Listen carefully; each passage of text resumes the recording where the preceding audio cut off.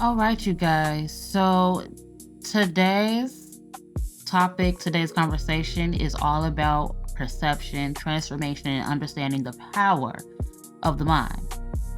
A lot of people are stuck in cycles because they keep approaching life from the same perspective while expecting different results. And when we only look at things one way, we trap ourselves inside of repetitive patterns. So many people call this insanity, doing the same thing over and over while expecting a different outcome. But transformation begins the moment we become willing to actually see differently, think differently, feel differently, and move differently, and also explore differently. We challenge what we were taught. That is real and true transformation, where real, true transformation actually begins.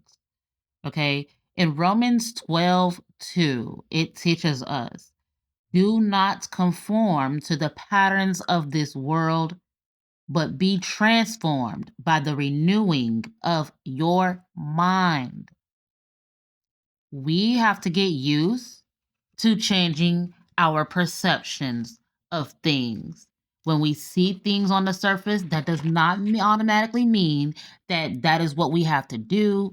This is who we are and everything. It might look like certain things on the outside, but it could be something totally different on the inside, something that is deeper and beyond more than just the surface level. That scripture is deeper than religion. That scripture is about consciousness. That scripture is about perception. It is about reclaiming the divine power within ourselves. Now, we have we have two hemispheres of the brain, okay? One is the feminine hemisphere, one is the masculine hemisphere. I'm about to get into what that means. We have been conditioned to operate mostly from survival mode. And as I said, there are two hemispheres of the brain. We have the feminine hemisphere, which is the feminine side that represents intuition, creativity, imagination, spiritual connection, flow, wisdom, stillness, discernment, presence, um, emotional awareness. This is the side that is connected to inspiration, vision, purpose. Okay. It's also connected to art and faith and inner knowing. The masculine hemisphere now, the masculine side represents logic, structure, mathematics, action, physical reality, material focus, survival, productivity, and reasoning. Both of these energies are necessary. The problem is not masculinity, the problem is imbalance. Okay. Most people have been taught to overfunction in survival mode while underdeveloping creativity, intuition, emotional intelligence, and spiritual awareness. See, a lot of people are exhausted because they have been conditioned to operate like machines. Wake up, work, survive, repeat. Then they wonder, why am I burnt out? Why do I feel disconnected? Why do I feel lost? And why don't I know who I am anymore? Because somewhere along the way, many people have stopped asking, what do I actually enjoy? What am I passionate about? What kind of life do I truly want? What would my life look like if fear was removed? Hmm? When we never allow ourselves to explore beyond survival mode, we lose connection with ourselves. We are not meant to just survive. We are meant to create. God is the creator and we are the co-creators. Our thoughts shape our reality. Our perception shapes our decisions. Our decisions shape our lives. When we continuously operate from fear, exhaustion, conformity, and limitation, we unconsciously recreate the same experiences. Transformation begins when we allow ourselves to really think differently. When we allow ourselves to actually question. Think about it. Who told you not to question things? Who told you don't question God? It was man that said that, not God itself, not Christ himself. Try new things, step into the unknown, trust ourselves, walk by faith instead of fear. Okay? This is what we're supposed to do. We need to allow ourselves to do these things. We need to allow ourselves to try new things, step into the unknown, trust ourselves, and walk by faith instead of fear. Okay. God is the creator, the unseen force source. Okay. But it is also a part of us. It is also us because it lives in us. We are just literally like a string or a ray of the sun. Like God, like this is the symbolization right here. God is the sun and we are the rays of the sun. God created, without the sun there would be no us, okay? We would not be able to survive without the sun. The sun is what sustains all life on earth. Okay. Anywho, every human being embodies both masculine and feminine energy. This is not about gender, this is about balance. The masculine provides structure, protection, action, leadership, movement, while the feminine provides intuition, nurturing, emotional depth, creativity, and flow, and spiritual connection. Society has conditioned many people, especially men,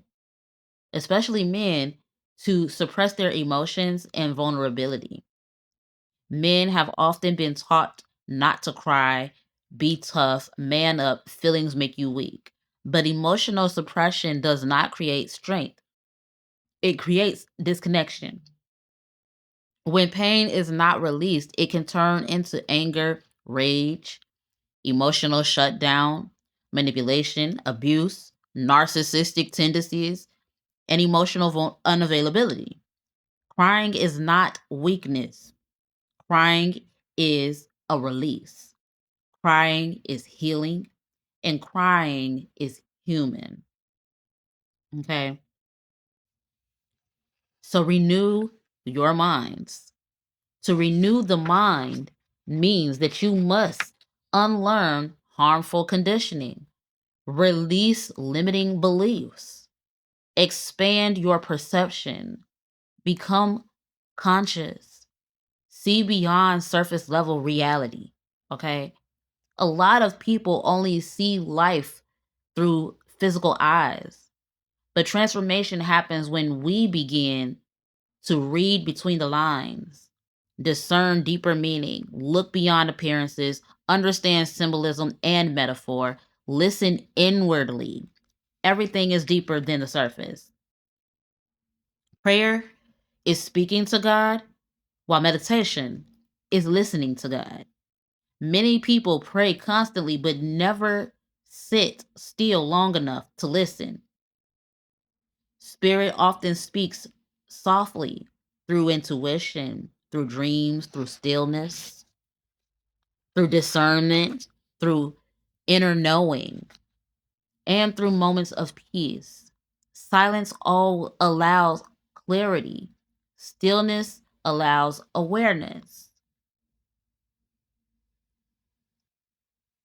We often talk about the mind, But there are also deeper centers of awareness within the body.